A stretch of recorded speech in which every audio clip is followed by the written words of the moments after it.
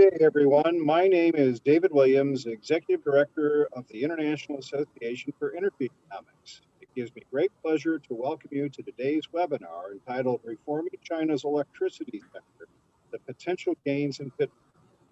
We are grateful to Dr. Lin Zhang from the City University of Hong Kong for today's timely discussion. First, a little bit about the International Association for Energy Economics. We are the largest association specialized in the field of energy economics and provide a forum for ideas, experience, and issues among professionals interested in the field. The organization produces 2 professional journals, a newsletter, and holds conferences and virtual presentations, along with a host of other products and services that you can find on our website at www.iaee.org. If you're not already a member of the association, we welcome you to join. A few housekeeping matters in regard to today's webinar before I hand things over to our moderator. First, this webinar is being recorded for those who cannot participate in today's live event. If you have questions for our panelists, please click the Q&A button at the bottom of your Zoom window and type your question. We've allocated sufficient time at the end of this webinar to address your questions. And now I would like to introduce you to our moderator, Dr. Lin Zhang, Assistant Professor in the School of Energy and Environment at the City University of Hong Kong. Dr. Zhang, over to you. Thank you, David. So first, let me share my screen. So my name is Lin Zhang, Assistant Professor of Energy Economics in the City University of Hong Kong. Please allow me to introduce the topic of today's webinar, Reforming China's Electricity Sector, the Potential Gains and Pitfalls. First of all, I'd like to give a very brief background information on China's energy and electricity sector. Actually, China's energy sector is moving into a new direction following the president's call for energy revolution, the fight against pollution, the transition toward a service-based economic model, and the most recent call for carbon neutrality. Therefore, energy policy in China places emphasis on electricity, cleaner, and digital technology. And in terms of energy and climate goals, China aims to reduce CO2 intensity of its GDP to 40 to 45% below 25 level by 2020. China also announced to peak CO2 emissions around 2030. And recently, China has promised to become a carbon neutrality before 2060. However, either this of goals is achievable, actually it mainly depends on the ability to manage growth in electricity demand, which requires to have a sound institutional system. However, China's electricity sector is in need of institutional reform. For the last 20 years, China's electricity sector has had one foot in planned economy past and one foot in transition. Moving out of this planned economy and setting up an independent regulatory system is a crucial step for China's electricity sector. And in the late 1990s, the government formally characterized the sector by creating a state-owned corporation, or SPC. In the early 2000 years, China unbundled the SPC, separating the generation, transmission, distribution businesses, and creating a national regulator, the State Electricity Regulatory Commission. However, the China's electricity sector is mainly operated and owned by the government. So because of this, the institutional shortcomings, the electricity sector is mainly with powerful entrenched monopolies. There's always a mismatch between different levels of government. And there's also strongly relied on the negotiated settlements rather than rule-based decisions. And we also see a lack of regulatory oversight and transparency. That is why we would like to call for a webinar to discuss about the electricity market reform in China. It's our honor to have 3 outstanding scholars to share their thoughts today on the electricity market reform in China. So please allow me to introduce our first speaker, Dr. Feng. Dr. Song is Associate Professor at Leming University of China, Head of the Department of Energy Economics. Her research focuses on China's energy economics, current research topics including energy efficiency, renewable energy development, and also the power sector reform in China. She had a PhD studies in Michigan State University, and she published quite a lot of good papers, for example, in the American Journal of Agricultural Economics, Applied Energy, and Energy Economics. So first, Dr. Song will give a presentation, a short talk, and following we will have another two scholars to give their talks to share their thought on the electricity market reform. At the end of our webinar, we will have a Q&A session for all of us to answer your questions. So first of all, let's welcome Dr. Song to give her talk. Thank you, Lin. Let me first share my screen. Is that okay? Yep. Okay. So thank you very much, Professor Zhang. It's my pleasure to have this opportunity to share with you some of our recent work on China's electricity reform, and also this opportunity to discuss with two experts in this area. So I'm sorry for one thing, my camera is built in keyboard, so the angles of the camera, if looking at me, is a little bit strange. So the research is called the welfare analysis of the market-oriented reform in China's electricity sector.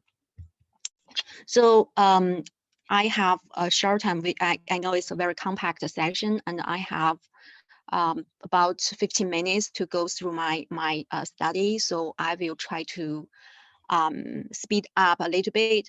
So, but the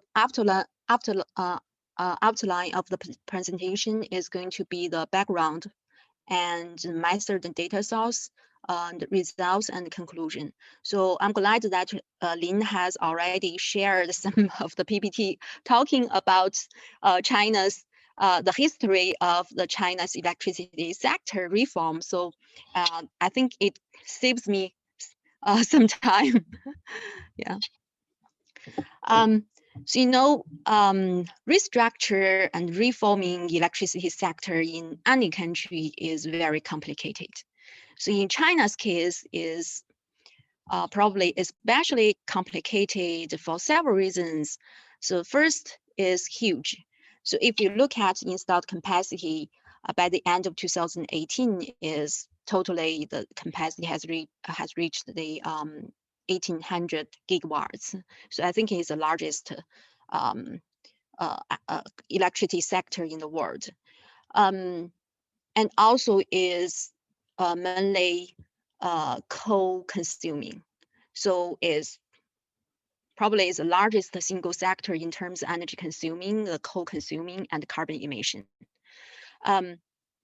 Also, if we think about in the past 20 years or 30 years, China's economy has a big success, and as infrastructure, because electricity is kind of infrastructure and is a major input factor for the modern production.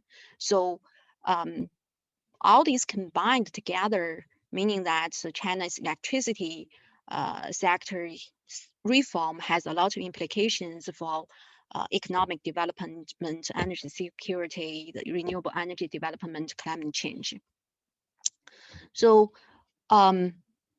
as Lin has already talked about that, China's this sector has experienced several rounds of restructure or reform. So our starting point of this round, we call this round reform starting from 2015. So between 2002 and 2015, so before 2002, so this period has been called the vertical integrated period, so-called. So Lin has already talked about it, so I'm not going to talk too much about details. But between 2002 and 2015, the first round restructure was initiated. So the biggest achievement is the generation segment is separated from the transmission, distribution, and retail, which involves two big, great companies. But the generation segment was separated and is provided by many state-owned generators. So for each province, we have several big generators, mostly state-owned. And at the very beginning of the 2002 round reform, there was attempt to establish a wholesale market, but that attempt failed. So eventually, the system became that it's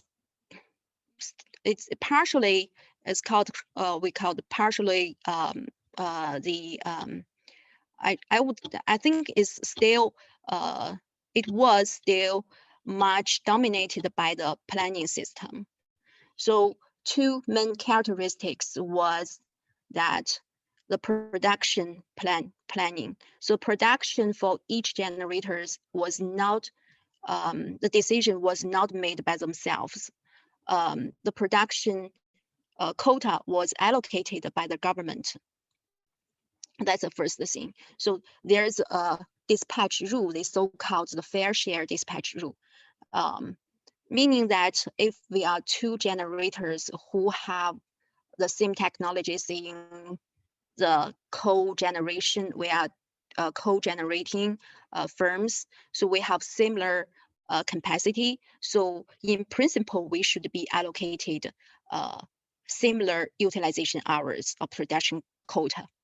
And this production, this electricity were sold to the great companies with a fixed price. They called the benchmark pricing system.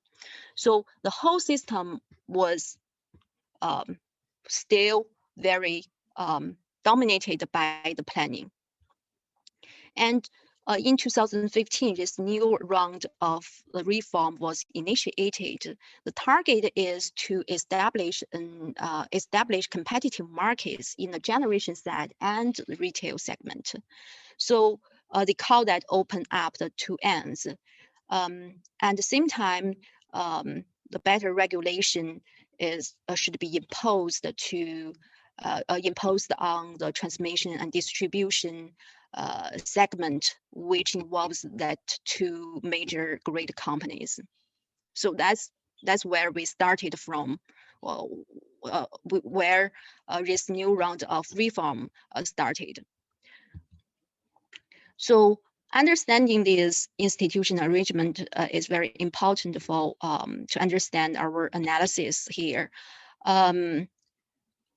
So our starting point is very different from the countries like United States or Britain. From my understanding, their standing point is economic dispatch. Even before that restructure or deregulation stage, so the generation is dispatched, or the dispatched according to the least cost rule. But in China, because this, I said that equal share dispatch rule, the system is very inefficient. So if you look at this graph, the x-axis is a co-efficiency. The y-axis is running hours. So each point here, the blue point here in this graph represents a generator, a coal-fired generator. If in an efficient system, we would expect that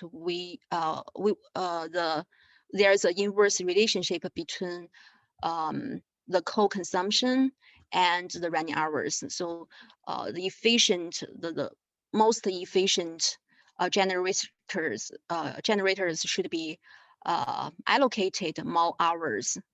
But if you look at this graph, we don't have this sign at all. So there's a bunch of blue points here.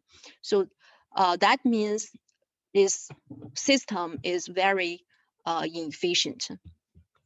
So aim of this study is to conduct a welfare analysis about replacing the planning system with a market or a market system in the generation segment. So our focus is only on the segment, the generation segment, leaving out of the distribution and transmission distribution segment, which, by the way, is also have experienced dramatic changes during this round of reform, and brought a lot of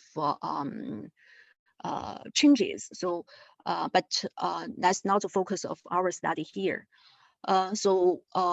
We first clarify the mechanism or the sources of the welfare improvement and the redistribution effects. These effects were quantified using the data from the Guangdong provinces. So the intention is to identify the overall social welfare improvement, as well as the potential winners and losers. A relevant policy question here is how to debate on the price decline of the electricity in China. So a big motivation for China's electricity sector reform is to push downward the price. So back several years ago, there's a big news about the Fuyao Glass company, which is an international company, has a lot of share in the glass industry. So that company made a big investment in the United States. Their CEO told the reporters that the energy cost in the United States is much cheaper than that in China. So that caused, that's very that caused a lot of debate and attention, media attention and government attention. So one of the biggest expectations from this round of electricity reform is to lower the electricity price. So, but our analysis here is to see that where is this, if we have this price decline, where does it come from? It could come from the efficiency improvement. It also could come from the rent transfer. We call the transfer from the producer supplies to the consumer supplies. So the idea of the methodology is very simple. So we use this welfare analysis. The basic idea is to compare the welfare change indicated by the producer supplies or consumer supplies before and after the reform. Is a common used method in the policy evaluation. So in terms of China's electricity sector reform, we can identify several sources of the efficiency improvement. Because of the institutional arrangement I told just now, the dispatch called the fair share dispatch rule, the benchmark pricing system. So we think that the biggest inefficiency or the potential efficiency improvement comes from, removing the inter-firm allocation inefficiency. So if you look at this figure, we have two firms who have the heterogeneous production costs for the electricity. So if the produce according to the market rule, the firm A probably will produce at A point, and firm B will produce at B point. They will, adjust their production according to the market price. But for the planning system, they are both required to produce at the amount of YC. So this will lead to the inefficiency. So if we replace this planning system with the market system, we would expect that our market supply, our electricity supply curve will shift downwards from S1 to S2. So if we have, we assume that we have an inelastic demand curve like this, then we can look at this graph. So then we see the equilibrium price will go from P1 to P2. So the consumer supplies will increase by this triangle P1, A, B, P2. So this increase in the consumer supplies at the same time is a decrease of the producers' supplies. But there's another change for the producers' supplies. Because we have the supply curve shift from S1 to S2. So if we look at this producer supplies, originally is P1A P0. Now is P1A B P0. Oh, sorry, is P2 B P0 is this size. So the producer will suffer the loss of this triangle, but it also have this cost saving of this size, A, B, P0 size. So we have the increase in the consumer supplies, a decrease in the producer supplies. If we make a little bit algebra, we can decompose the part of the consumer supplies into two parts.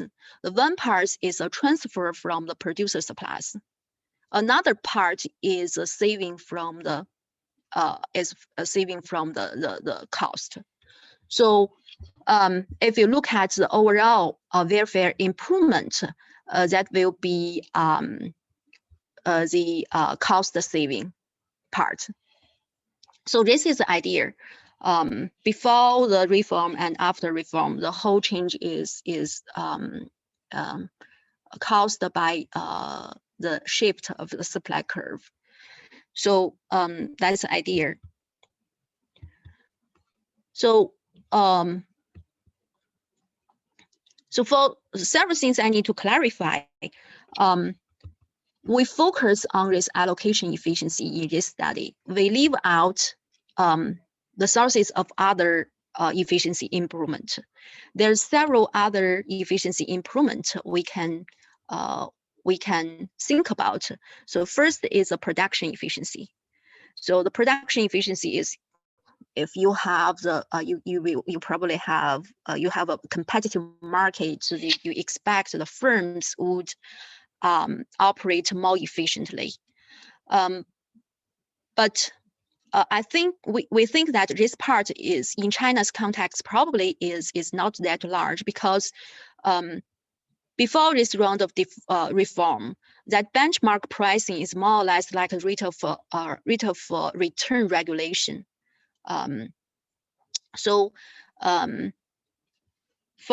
There's an incentive for that generators to improve their production efficiency, but I think we could expect some part of that, some efficiency improvement from this operating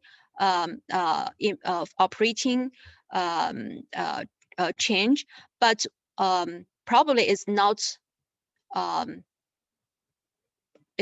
as comparable as that allocation efficiency improvement.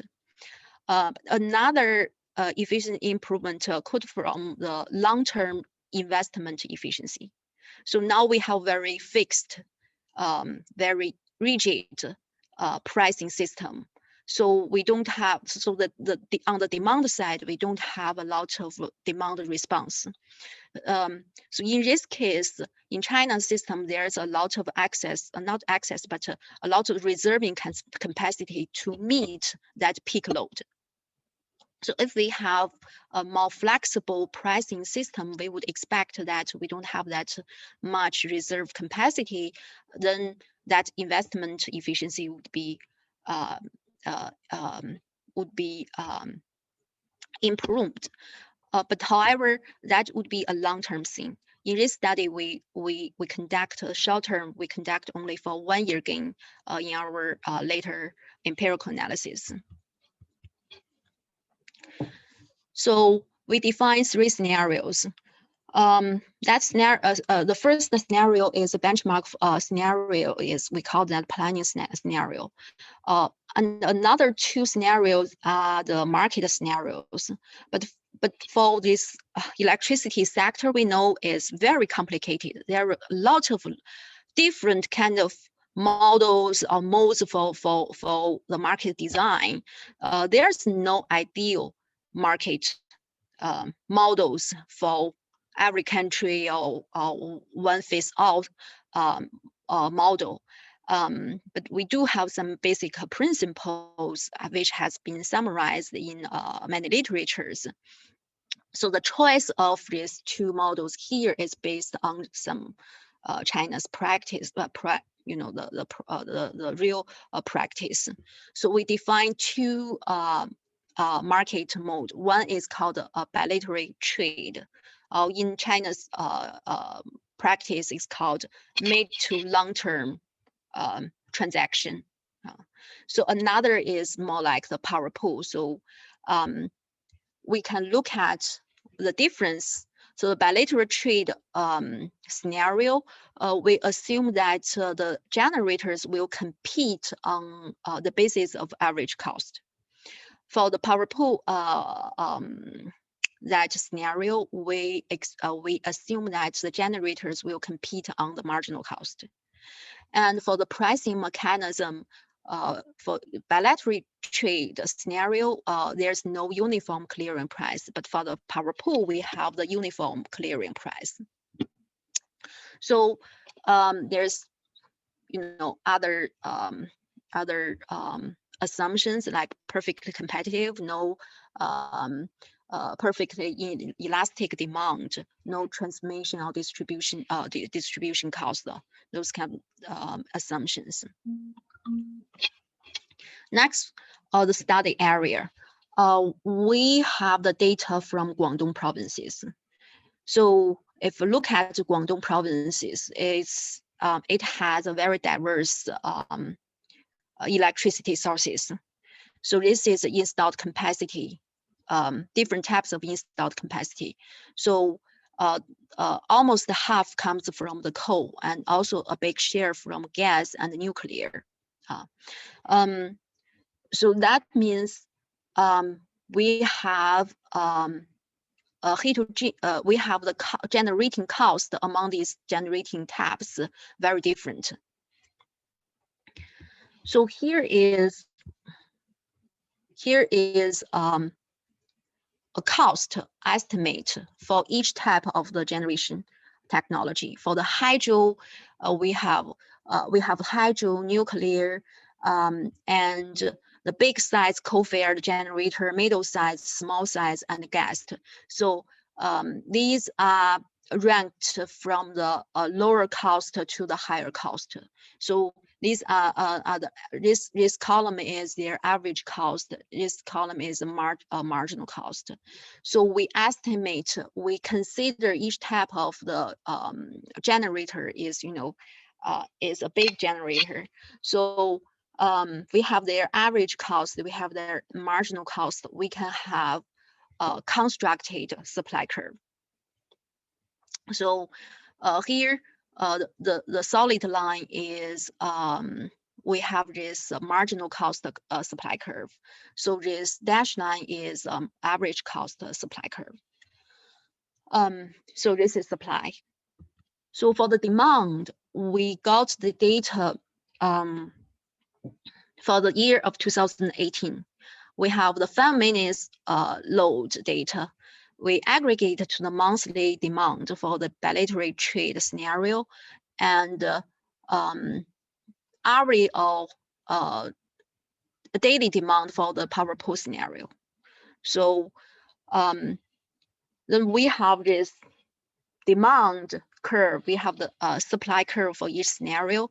Then we can calculate the supplies change, the consumer supplies, the producer supplies, using that, that rectangle or triangle, that's graph, the graph I previously presented.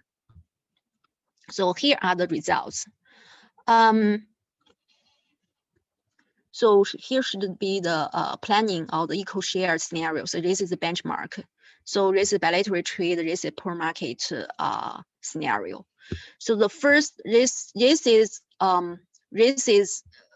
different colors indicate the share of each technology, the share of the generation from each technology.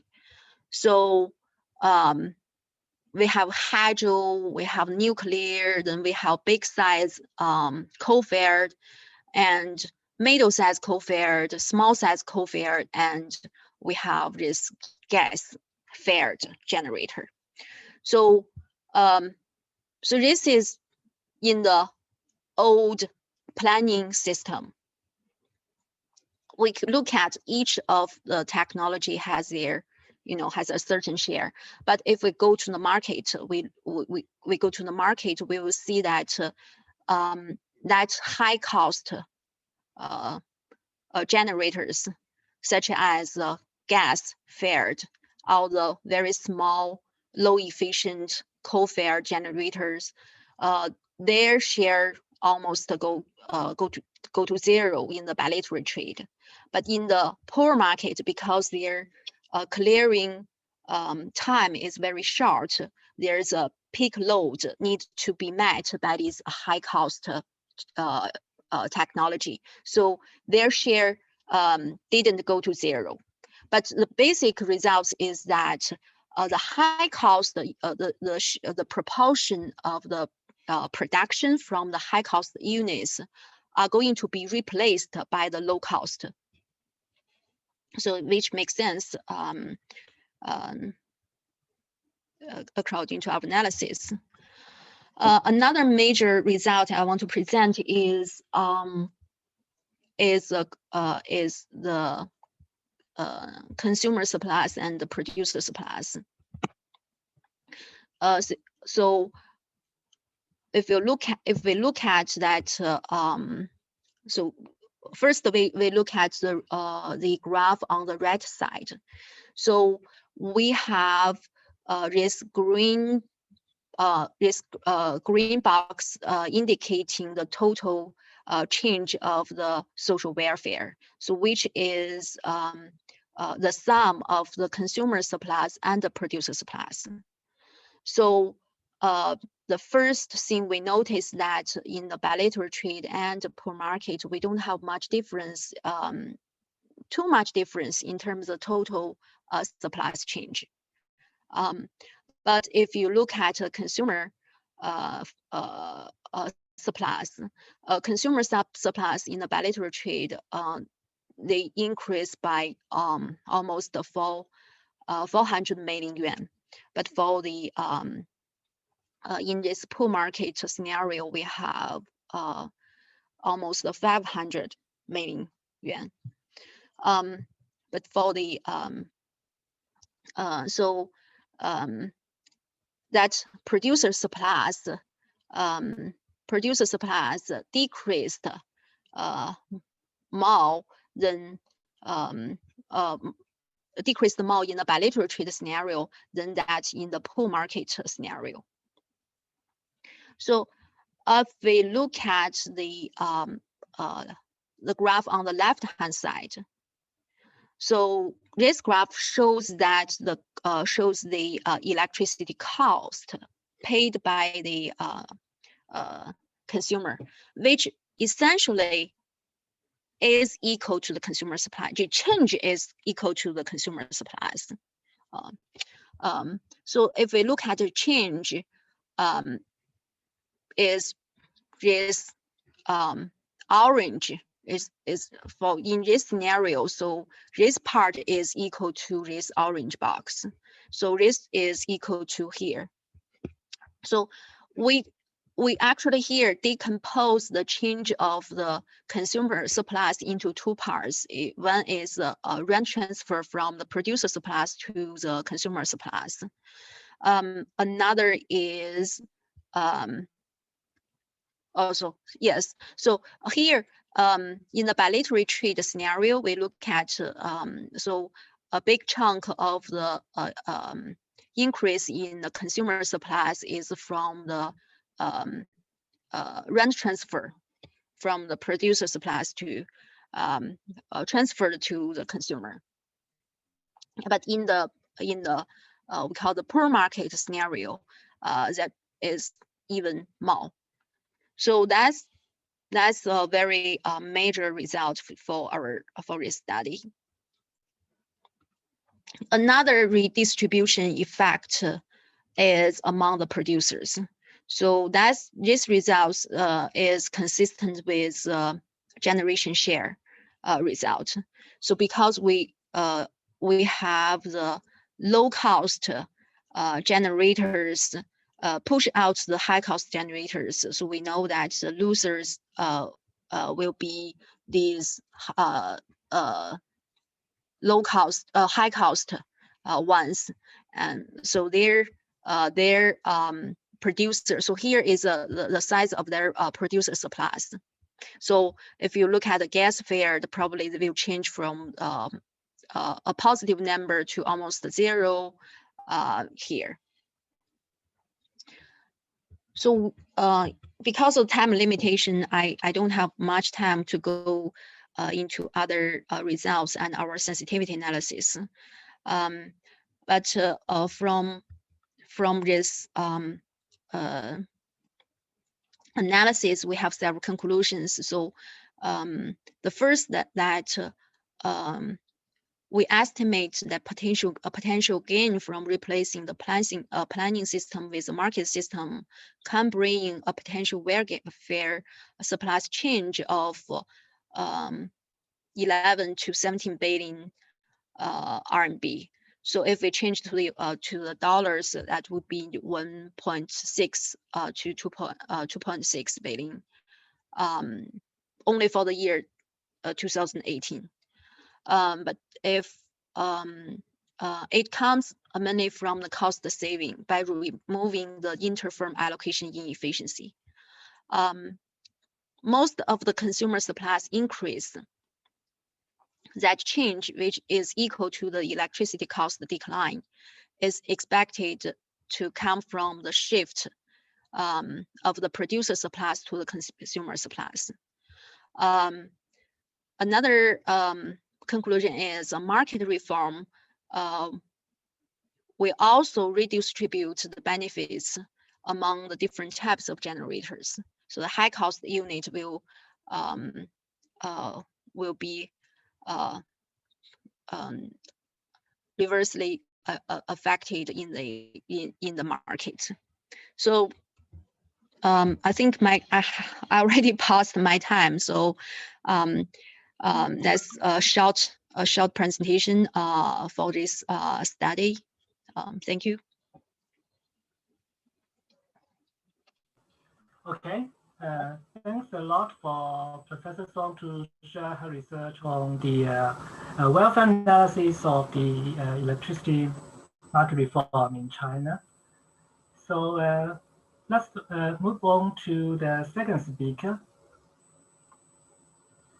So our second speaker will be Ms. Xu Liu. Ms. Liu is a scientific engineering associate at Lawrence Berkeley National Laboratory. Her research focuses on the energy and power system modeling and greenhouse gas mitigation in China. Prior joining LBNL, Xu worked at Resources for the Future in Washington, D.C. She holds Bachelor of Arts in Economics and the Bachelor of Science in Environmental Engineering, both from Peking University, and a master's degree in Environmental Science from Yale University. Okay, now the time's yours, Ms. Liu. Thank you, Professor Zhang, for your introduction. So I will share my screen.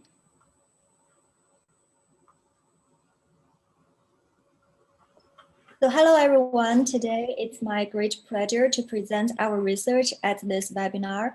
I'm going to talk about the economic and carbon emission benefits of market-based power system reform in China. So first, I will talk about the motivations of this research and then raise the research questions, then go over the method, data, results, and sensitivity analysis. And in the end, I will talk about our conclusions. So the motivation of this study, as Professor Zhang and Professor Song have already mentioned, that as the biggest electricity system around the world, China's power system plays an essential role to both climate change and air pollution issues. And in addition to meeting the air quality and carbon targets, there are several other key reasons that drive China's power sector reform, including coal power overcapacity and renewable curtailment issues in China. So for example, on average, the thermal capacity operating hours have been continued to decline over the past few years. So with last year only through 4,300 hours. So as Professor Song has described very clearly, that China has used the quota-based power dispatch and plans pricing for a long time, and changing from this plan system into market is a key element of the recent new round of power sector reform in China since 2015. In addition, another area of the reform is expanding interprovincial and interregional transmission. So the power market reform in China is expected to help increase the power sector efficiency and relieve the coal overcapacity and renewable curtailment issues, as well as helping China achieve its air quality and carbon targets. So such benefits, for example, reducing the cost of consumers, improving renewable integration, and reducing environmental footprint have been demonstrated in many organized wholesale markets over large balancing areas in many developed countries. So our questions are, in China, how much the benefits are if implementing provincial and regional markets? And how can regulation and market design support this clean electricity system transition?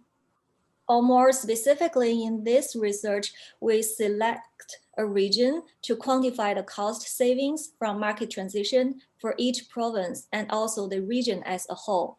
And then we evaluate the difference in impacts among provinces and also test the change of this impact with more transmission capacity and more flexible hydro dispatch.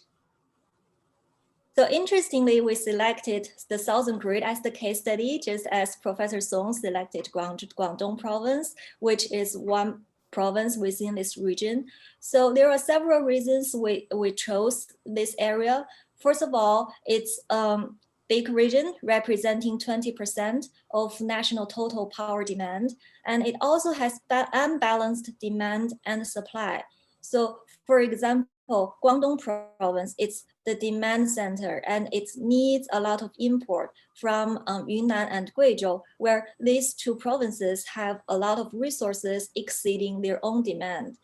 Also, Guangdong province have a lot of thermal power, like the pie chart that Professor Song just showed. Well, Yunnan province has over 70% of its installed capacity being hydropower, which is cheaper and cleaner. So such characteristics in this region provide the potential to gain and benefit from moving from planning system to market-based systems. So actually in this region, there have already been a lot of inter-provincial electricity transactions within this grid. Well, although they are mostly in the form of annual contracts or monthly trading, so which still have a lot of planning characters in nature. So we are curious about how would it change with more market-based transactions if the price are determined by the market. In addition, we chose this region also because it is one of the regional market pilot assigned by the government, and the Guangdong province was actually the first to start its in-province real-time wholesale pilot in 2018. So in this study, we used Plexus to create a model of the southern grid electricity system. We modeled both the current quota-based plant dispatch as well as the market-based dispatch and pricing scenarios. So the simulated actual is the current quota-based scenario, which has been calibrated to the 2016 actual numbers in the southern grid. And then there are two market-based scenarios. One is the provincial market scenario, where within each province, the power dispatch is optimized for least cost, and the price was determined by the uniform clearing unit marginal cost. But in this scenario, the import and exports between different provinces were still calibrated to the 2016 actual numbers. So that's still the same as the planned market and the planned system. And the other market scenario is the regional market scenario, where we assume that the current interprovincial power flow are determined by the market, and the entire southern grid system dispatch is optimized for least cost. So basically, in short, for these two market-based scenarios, the objective function is minimizing the total cost to load for each province or for the whole region. We chose the year of 2016, mostly because that was the most recent year of detailed data on dispatch and load that we can get when we conducted this study 2 years ago. And in the end, we also conducted sensitivity analysis on some of the key elements, including different transmission constraints and the different hydro dispatch flexibility. And now I will start to go over our results. So with market-based power plant dispatch and pricing systems, the total wholesale cost of electricity in the southern grid decreases by 20% to 35% relative to the current situation. So as you can see in this chart, from baseline to provincial scenarios, there are about 20% reduction in cost. So most of the cost reduction are actually captured by provincial markets themselves. And an additional 15% reduction in cost could be achieved by creating the regional market. And in total, the savings for the grid as a whole is over 100 billion yuan a year. So such cost savings are actually resulting from both more efficient dispatch of the thermal power plants, as well as the reduction in the curtailment of renewable and hydro generation. As you can see in this chart, coal generation accounts for about 50% of total regional electricity generation under the baseline scenario. Well, if there is a provincial market, the market-based dispatch reduces coal generation by about 7%. And then if there is a regional market, it could further decrease by another 3%. So in total, 10% of coal generation could be reduced. At the same time, the hydro curtailment also decreased by up to 83% under the regional market. So you can see from this chart that the regional market plays a very important role in reducing the curtailment for renewable energy and hydro generation. If you look at the efficiency of power dispatch from this chart, you see that as we move to the market-based dispatch, cheaper resources can be dispatched more compared with the expensive ones. So this chart shows the annual dispatch of power plants by their marginal cost of production. Plants with cost less than 160 yuan per megawatt hour generates more hours, generates more electricity in the market-based scenarios. Well, for example, this zero marginal cost, which indicates hydro and renewable generation also increase and their curtailment decreases. And as a result, the overall production cost and the wholesale price of electricity decreases. So with the significant reduction in curtailment and more efficient operation of the thermal fleet, market-based dispatch significantly reduced CO2 emissions from the southern grid. So creating a provincial market can reduce CO2 emissions by 7% relative to the current situation, and creating a regional market can reduce the emissions further by 3%. If we look at the provincial differences in cost savings from electricity market, we will see that for all provinces, when moving from baseline to provincial market, everyone gains. And Guangdong province actually benefits the most from creating provincial market. This is mostly because its in-province efficiency improvement in thermal dispatch have been improved because of this provincial market. And when we transit from provincial market to regional market, every province also reduce their cost by 10% to 40%. And the percent reduction is lowest in Guangdong province from provincial to regional market, which is largely because this province have already imported significantly from Guizhou and Yunnan. The regional market have a lot of benefits to Guangxi province because now with the regional market, it can import more cheaper electricity from Guizhou and Yunnan province compared with current situations. So, and because of this, their in-province coal generation also decreased a lot. And for the exporters within this region, Guizhou and Yunnan, they are able to gain because they can operate their cheap coal or hydro more efficiently. To test the impacts of some key elements in the market, we also conducted this sensitivity analysis around transmission capacity between provinces and the restrictions on hydro dispatch.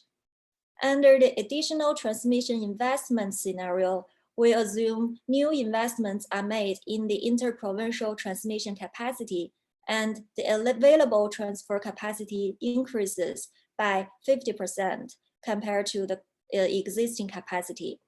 And then under the flexible hydro dispatch scenario, we make the hydro dispatch in all provinces more flexible. It can deviate by 25% from the fixed hydro dispatch in the previous scenarios.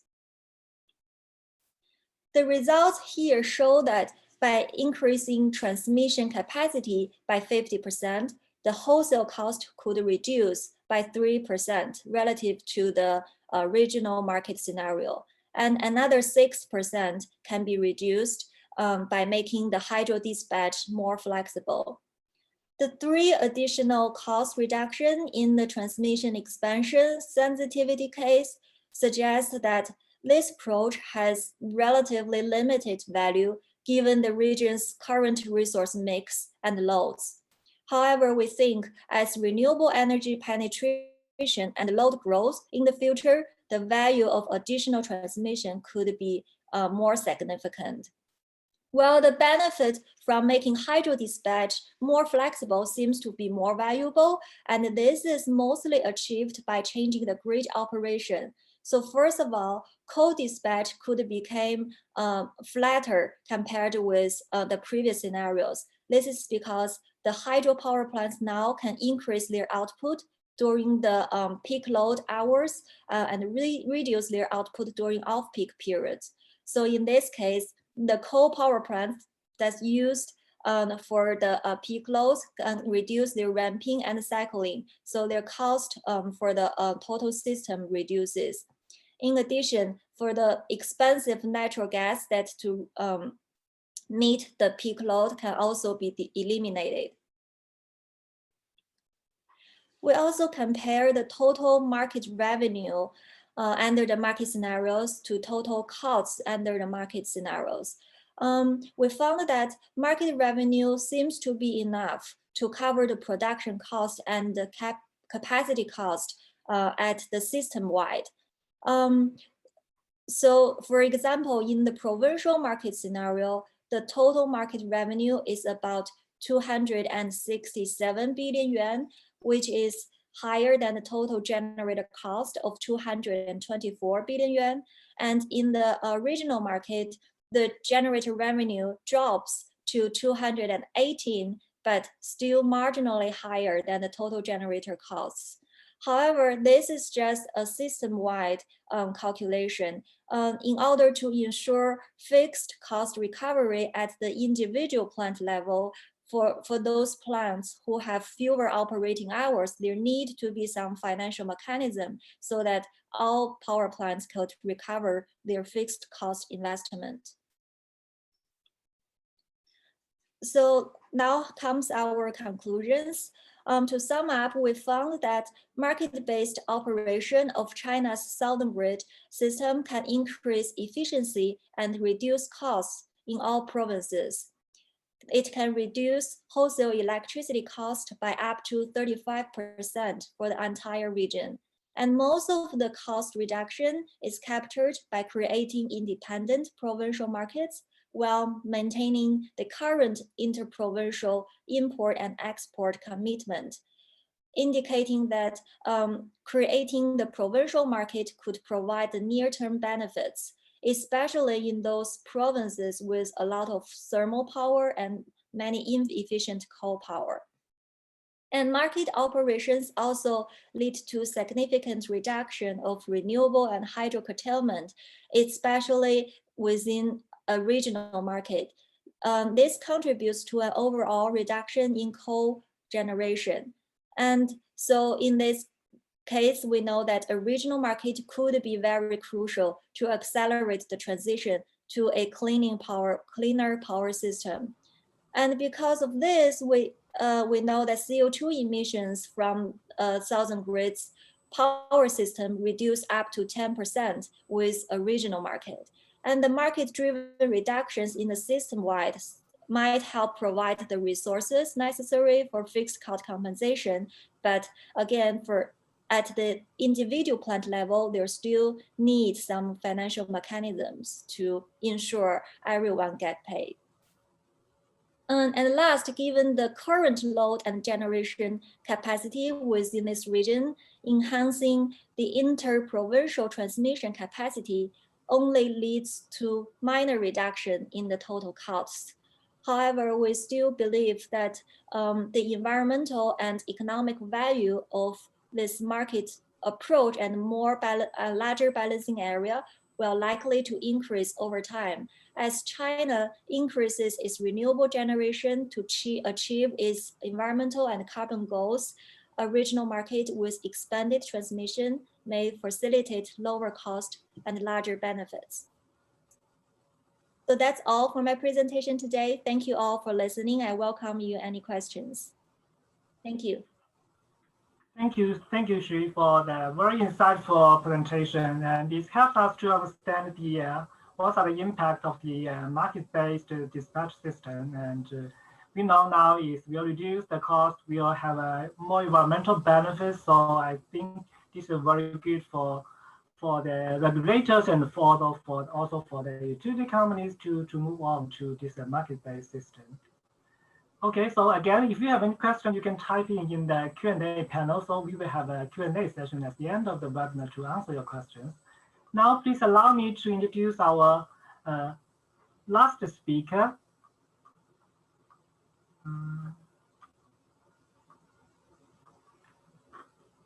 Our last speaker is Dr. Michael Davidson. Michael is assistant professor at the School of Global Policy and Strategy and Mechanical and Aerospace Engineering Department of the Joukov School of Engineering at UCSD. Michael's research focuses on the engineering implications and institutional conflict inherent in deployment renewable energy at scale. He's particularly interested in systems within emerging electricity market, including China and India. Michael received his PhD in engineering systems from MIT. Now the time's yours, Michael. Great, thank you, Lin. All right, hello everyone. So I will just jump right in. We've had already some background on the power market reform, so I'm going to go very quickly over this, the more sort of background piece here. But I guess just to point out that China has gone through various periods of institutional structures in the electricity sector, and all have had various implications for various causes, as well as implications for its growth. So, prior to the 80s, China was a vertically integrated utility. Starting in the 80s, as it was facing various investment scarcity or underinvestment problems, it allowed more penetration into the market. This allowed some independent power producers to compete directly with the monopoly. But that led to some various issues because the monopoly was not fully restructured. Towards the end of the 90s and early 2000s, we had a more standardized unbundling and separation of activities, more along the lines of international experiences. And that's what we've already heard about. But this period, basically after 2002, when the set of structure prior to the round we're talking about today, led to a variety of issues. Since it was not fully restructured. So it was left with still relatively high electricity prices, as was noted, inefficient dispatch because of the maintenance of equal share dispatching and others, overcapacity and high RE curtailment. And so that leads us to this current round of reforms, document number 9, which is really trying to go in at least 3 legs and more.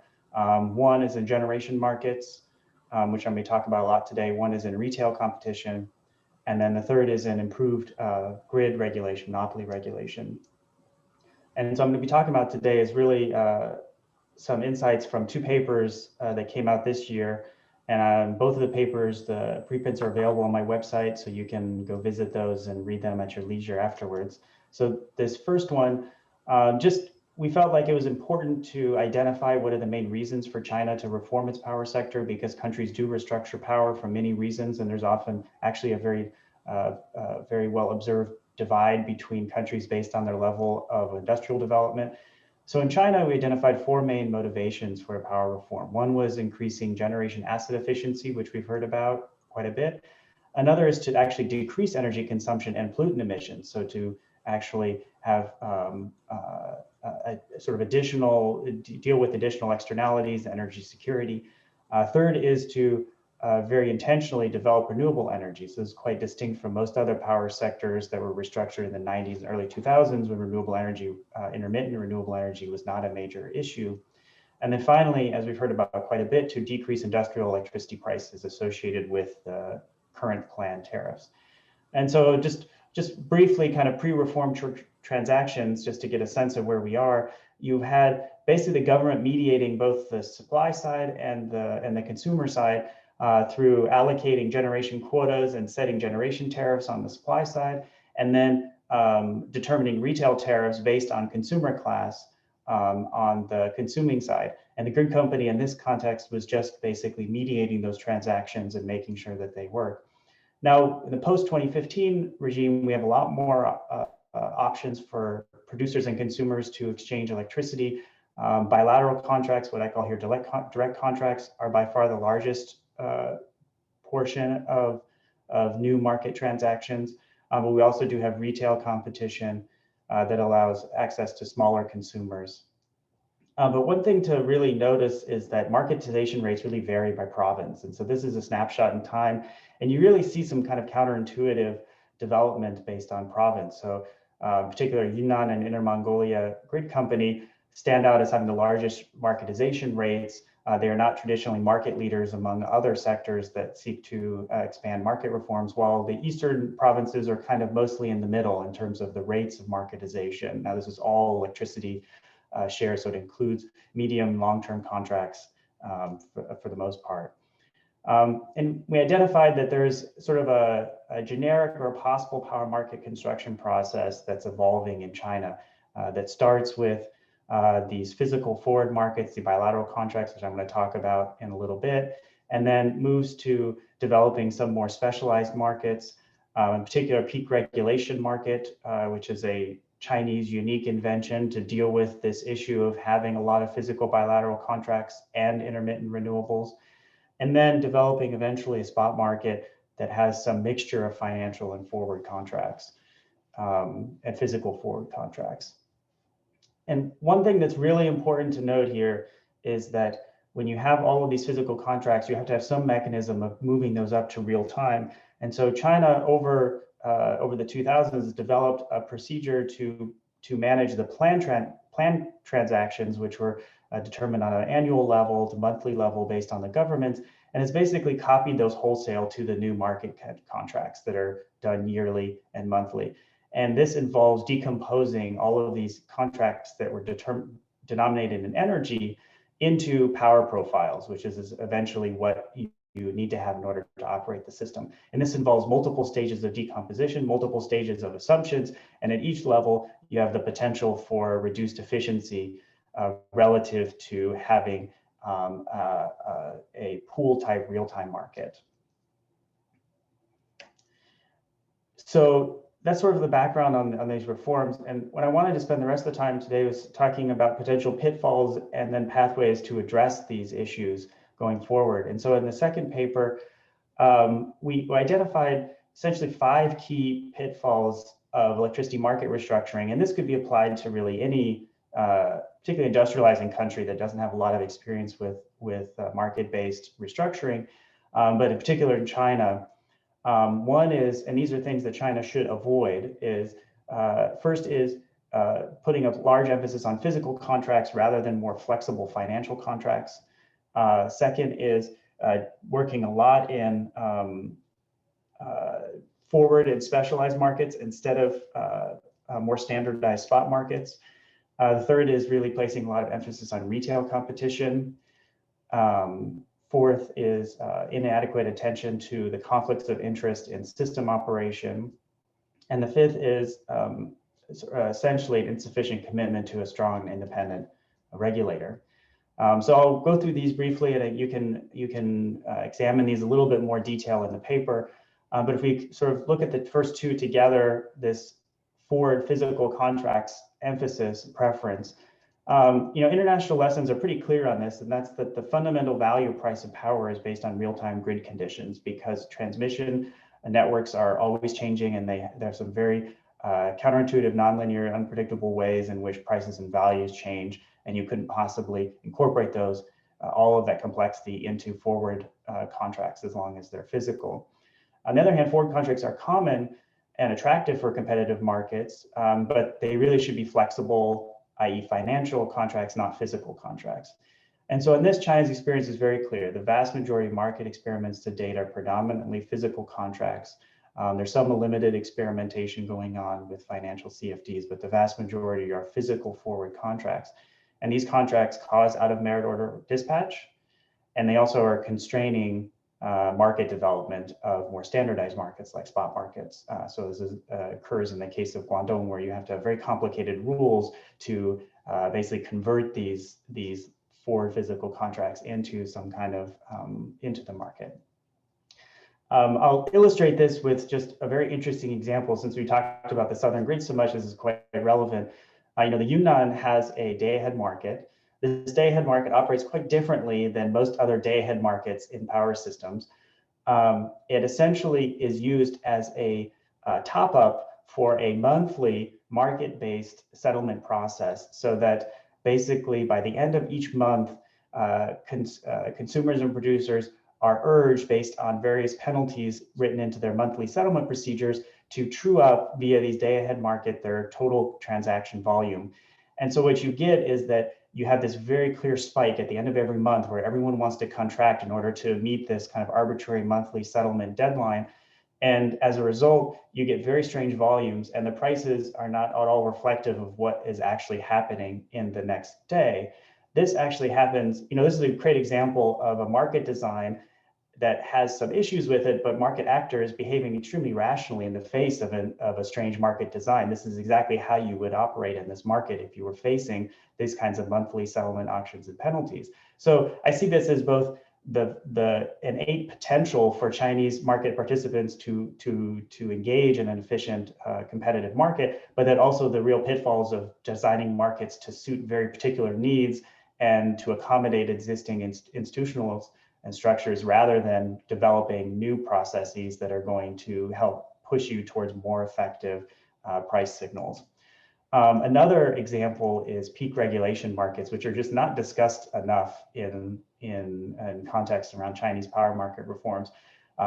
Vast majority of provinces and regions now across the north have some version of what's called peak regulation markets or peaking ancillary services markets. And these are a very, as I said, China-specific way of allocating, of dealing with these physical power contracts in the face of intermittent renewable energy. And essentially what they're doing is on a daily basis, they're asking coal plants to participate in a market for them to essentially ramp down to reduce output during periods of low demand and RE curtailment. And then other generators will pay these coal generators in response to how much they ramp down. This has faced a number of issues. The first is that it's reaching very, very high prices that are reaching the price caps, which are set by administrators. So it's essentially becoming a de facto administrative administrative system. And the second is that the compensation is much larger than what you'd expect from this type of arrangement. I mean, ideally, you'd expect to just be the marginal cost associated with a coal plant efficiency decreasing as it moves from its nominal output down to a very low output, say 40%. But in fact, the compensation is orders of magnitude larger than that. And so we're getting a lot more transfers to these old coal plants as a result of this. And you have some very diminished incentives for flexibility among the other generators because it is very discriminatory in terms of generation types and participation in the market. So this is something that I think deserves a lot more attention because these are very widespread in China. The third, very briefly, retail competition. We know from international experience that retail competition has very marginal gains for systems, right? If you already have a very effective grid cost regulation and you have some kind of regulated tariffs, the additional gains in terms of retail competition are very minor. Now we go to a future where we have lots of distributed energy resources and we have got lots more penetration of demand side participation, then sure, things could change. But in the current situation in China and what we would expect to proceed for the next decade or more is that this is not a significant source of potential efficiency gains. Another way to put that is that you really need to have generation markets, efficient generation markets, in order to embark then on meaningful retail competition. And then China's experience really demonstrates that they're pursuing both in tandem, and some are kind of moving ahead of others. And this has basically given some benefits associated with retail competition, but really, if you take a look, the gains that you see from retail competition are not due to competition. They're simply due to associated with the fact that you had a generation plan tariff that was very high, and now you're reducing it to some sort of competitive, lower level. It's not associated with actually competition among the retail companies, and thus it's something that you could have achieved via some other mechanism. Now it is having a benefit in terms of affecting how grid companies are remunerated based on transmission and distribution costs, so gaining a little bit more experience that way. But nevertheless, generation markets are kind of the linchpin of achieving gains in the electricity sector. Another, which is not really talked about too much, is the complex and system operation. And we know from international lessons that you need to have non-discriminatory open access to markets and networks for you to have essential proper functioning of them. And this is because history has told us there are many creative ways for monopolists to discriminate against or favor market actors. And there are also, this also is related to the particular transmission cost regulation of their system. In the sense that transmission tariffs, we know from international lessons, though many countries don't follow this logic, is that the transmission tariff should not depend on commercial transactions, because you know that contractual flows are not the same as actual flows. And so you see a large share of sort of fixed volumetric postage stamp tariffs that don't reflect what the actual flows on the system are, and thus are giving wrong signals to the value of certain transmission network upgrades and the payments to transmission companies. And China's experiences shown that the exchanges, well, now every province has an exchange and there's some regional exchanges. They're not fully independent from the grid companies, so we're not really moving in this direction of having sort of independent exchange, kind of more along the lines of, say, a European model. And we're not fully moving system operation outside of transmission networks. We're not really moving towards a US-style independent system operator model. And China still has very, very strong, very traditional volumetric contract path-based approaches to paying for transmission. And this can lead to conflicts of interest when you determine dispatch, since the grid company would of course have an incentive to dispatch more along the lines that it is paid for, has a higher volumetric tariff relative to other lines, even if the total system cost doesn't necessarily reduce as a result of that. And then the last one is on independent regulators. This is an underappreciated component to successful reforms. And it really, independence here is really referring to two types of independence. One independence is from the regulated entities, so the grid companies and the market participants. And the other is from other government agencies that may have an incentive to push for certain types of policies to the sector. And these independent regulators are really necessary in order to adjudicate among competing stakeholders in these markets. So China's experience has been mostly failure along these lines. We had a 10-year experiment with the CERC, which was never really fully independent, and then also at the same time never really had any teeth, and thus was abandoned in 2013. And we're moving in a direction where we're not really embracing independent regulators, and we're having a lot more integrated regulation. The key actors here, so when the CERC was abandoned, the kind of core function of the market part of them were moved over to the National Energy Administration, to these market supervision offices. You have a lot of provincial level regulators which are designing these markets and operating them, and are not independent from the provincial government's other energy planning priorities. So these are primarily economic information commissions. And then you're seeing some development of some interesting stakeholder groups, the electricity market management committees that we've seen crop up in a couple of places. This is quite interesting development. We need to see a little bit more how much power they actually have. But the kind of the broad takeaway that I have from observing this is that central agencies have really taken a step back during the current reform period, and they're allowing provinces to have a much major role in pushing forward these markets. And the center has very limited veto authority to move these market designs towards something that would be more efficient. And so in the last thing, last few minutes here, I just wanted to kind of bring together what I see as kind of pathways for how these different markets could evolve over time. And so we see these divergent designs. I mentioned these peak regulation markets. We have spot market pilots. We've heard about that from Guangdong. These spot market pilots are not necessarily very representative of the rest of the country, because they're very coal heavy and they have large imports and limited renewables. So it's really unclear how much, to what extent their kind of very generation mix and location specific designs are going to be replicable elsewhere. And then you have this kind of burgeoning effort to create more physical power profile contracts. So to move from monthly energy contracts to then denominate that with a standardized power profile, so that actually sort of automating that one that previously the grid company had the role for. This integrates very nice with existing scheduling institutions, but of course has huge problems in terms of efficiency gains, and it's very challenging to standardize that. And so if we think about the current approach, which, as I said, was the center leaving markets to provinces, the provincial governments are maybe not the best, not always in the best position to create efficient markets that are going to work when we want to integrate with regional or national markets. We have seen many instances where provincial governments are using levers over markets to benefit local energy intensive consumers. giving preference to select industrial consumers and setting price caps in various ways. They maintain or reinforce protectionist barriers to trade. So the southern grid is a great example. The lines between Guangdong and Yunnan are not operated efficiently.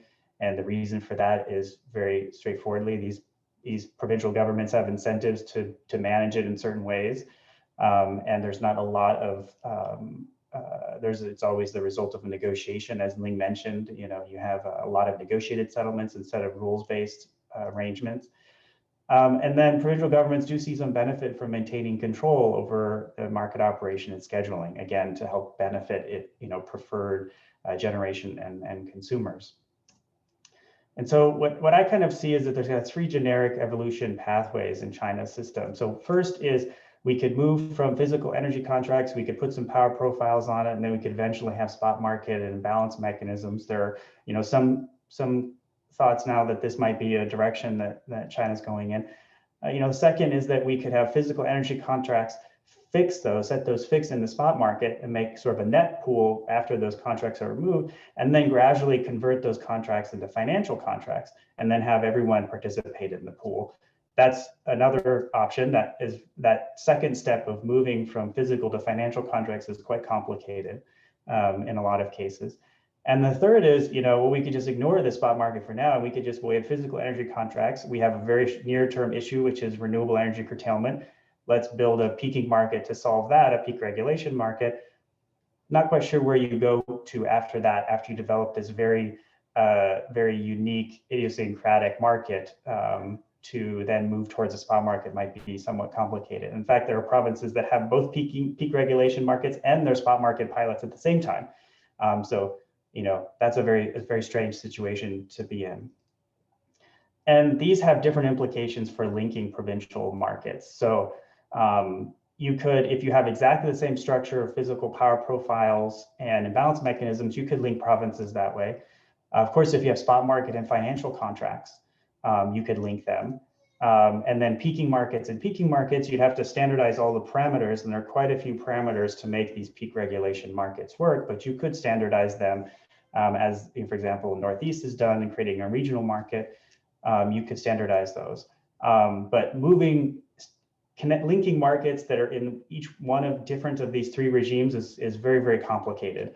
And so as we see provinces going in different directions and adopting different designs to suit localities, it may be quite complicated to link these markets over time, and that's going to be a challenge to achieve regional and national integration. So just to sort of sum up here, we've seen a lot of gains, as was illustrated here. We see a lot of gains from reducing the role of the government. Essentially need to continue to reduce the role of government in the plan and price setting in the electricity sector. I mean, that's pretty obvious. Second is really when we're doing these market pilots to think about how these are going to eventually be integrated regionally or nationally. This is not a typical way that China engages in experimental governance, but because the electricity sector has so many potential economies of scale when you link markets across provincial borders, there really is a lot more at stake when you have provincial designs that are not coordinated. The third is to not neglect the complementary institutional development associated with regulated grid companies, supervising markets, setting markets, policing potential market power, et cetera. And then the fourth is that these dispatch and scheduling processes that I illustrated before, they really need to be reformed to enable greater flexibility to integrate renewables. Now, obviously, having some kind of spot market design where all forward contracts are financial and you have a much more standardized day ahead and real-time process is the direction to go. There are potentially some other ways that achieve those same avenues that achieve those same goals, but in any case, you need to have some reform to dispatch and scheduling processes to better integrate renewable energy. So with that, I will thanks everyone for your attention. If there are any questions. Okay, thanks a lot for Michael's presentation. I think in your presentation, you provide a very clear pathway for China moving forward in order to avoid all these pitfalls and problems in China's market reform.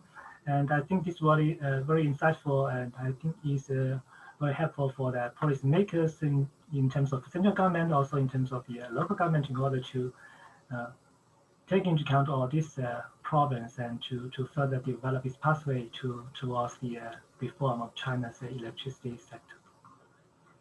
Okay, ladies and gentlemen, our distinguished speakers have finished their talks. Now we enter these Q&A sessions. During the sections, our speakers will be very happy to answer your questions. And because the time, limited time today, so we have learned quite a lot from our speakers. So we only have a limited time for the Q&A. Probably one question for each of our speakers. Okay, good. So first question to Professor Song. So you're saying that if the gas unit is not used, what unit will be dispatched during the peak hours? And also particularly, how do you consider this ramping constraint of plant to miss the daily peak in the bilateral scenarios? And if it is considered, are we going to see less supply with higher cost coal plants coming online to avoid this unmet demand? Could you give a very brief answer to this question?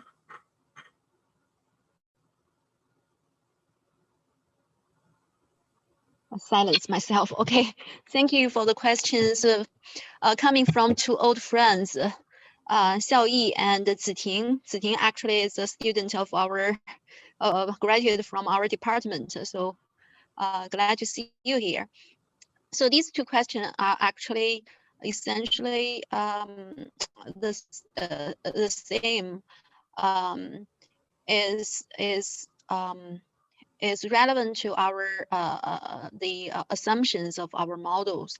So the short answer to the first question, whether the gas unit if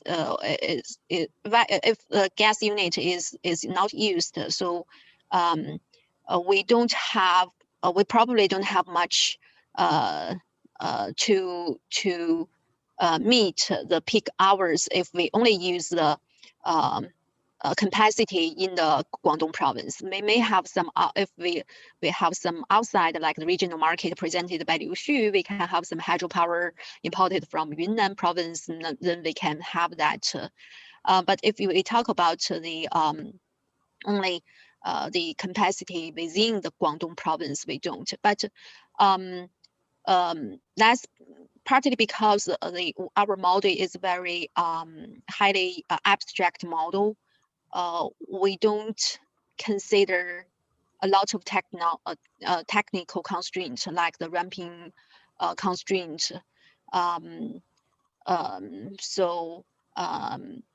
We consider the two scenarios, the bilateral trade scenario and the like power pole scenario, like the two extremes of the possible market modes implemented in the future. So in reality, these three scenarios, what we saw in our paper, the three scenarios, what the practice in these three scenarios are actually going on together in the reality. So we have we call the parallel system, the plan and market parallel system existing together. And also we have this bilateral trade, we have this spot market. So it's very complicated in the practice. We cannot consider all these possibilities. So we abstract the reality into two extreme modes. So that's two extreme scenarios. So if you think about the reality, probably potential gains will lie between the range of these two scenarios. Okay. Yeah. Thank you, Professor Song. A question for Xu is that about your system-wide capacity cost estimate. How did you make the estimate, and also what is the planning reserve margin for 1,000 grid? Is this surprising to see the results of your missing money analysis given as cut margin?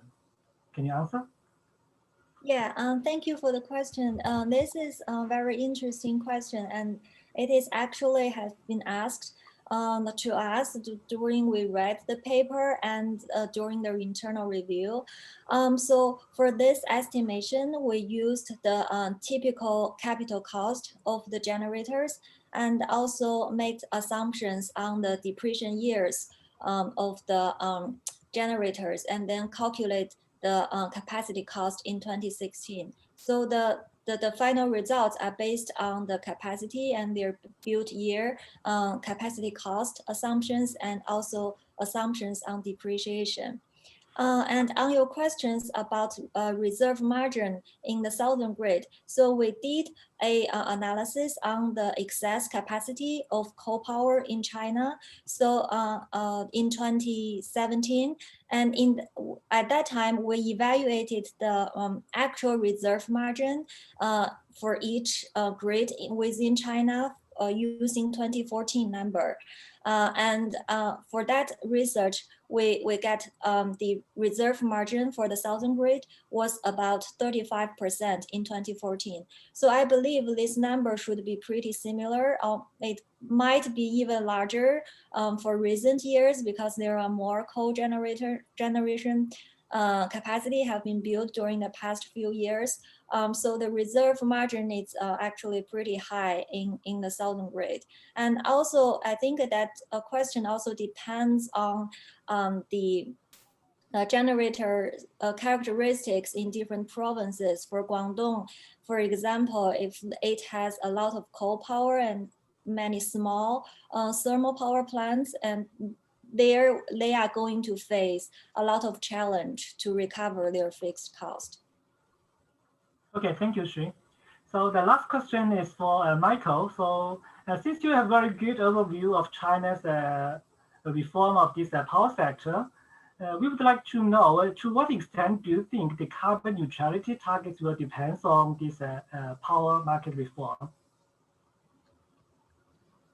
Yeah, it's a really good question. So we saw that China made this announcement for carbon neutrality in 2060. This really is on kind of two levels. First is on dispatch and scheduling. So as I mentioned, a lot of markets need to be modified in China to improve the dispatch and scheduling process to deal with the intermittent renewables that are implied by that 2060 pledge. You're going to have much more variation in supply, and you need much more flexible operation of transmission networks to have that level of penetration of intermittent renewables. The second big question is what do you do about investment? Now, this is a lot more challenging in China because essentially what you're trying to do with power markets is you want to have some kind of equating of long run and short run marginal costs so that the short-term market is providing efficient price signals for long-term investment. We don't see that currently. One way to deal with this issue, if for example, short-run markets are constrained too much by, say, government regulation, is to implement capacity markets. Of course, China's overcapacity in literally every province in China, so having a capacity market, rationally, you should see capacity prices fall to zero. So why would you create a capacity market? But if you do have some missing money issues, then you have to think a little more carefully about that. And so then another option, if you don't want the market to make your investment decisions, is to let the government do most of the investment decisions via some integrated planning mechanism. I'm much more suspected of that because provinces have not given us a lot of confidence that they are able to manage that process very well. When investment authority was moved to the provinces in 2014, you saw a rash of new very irrational coal plant investments in provinces across the country. Leaving this up to the same types of government bureaucracies that have been making these types of planning decisions before also doesn't seem to make a lot of sense. And then the final key challenge here is that when you create these markets, whether they're short run or long run, you're going to have some costs borne by stranded assets of these generators. And so you have to have some kind of transition cost mechanism. That's going to be a huge component. And obviously, if you do it in a market base and if you don't want to interfere with the efficient price signal formation, it's going to be much more complicated. in China. So I think there's a huge amount of institutional changes that are going to be required to achieve this carbon neutrality as it relates to the power sector. Yeah. So thank you a lot. Thanks a lot for the explanations. I think then in this way, then China has a long way to go in order to reform its power sector in order to fulfill this target requirement of this carbon neutrality. Okay, well, I'm sorry to say that this session will have to stop here. Thank you for your questions.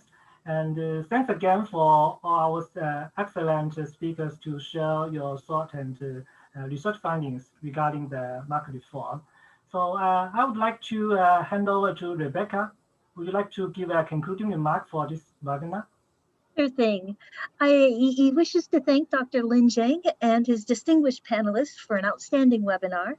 This webinar will be available on IAEE's website for future download. If you're not a member of IAEE, we encourage you to join by visiting www.iaee.org. We thank you for attending, and I officially close this webinar.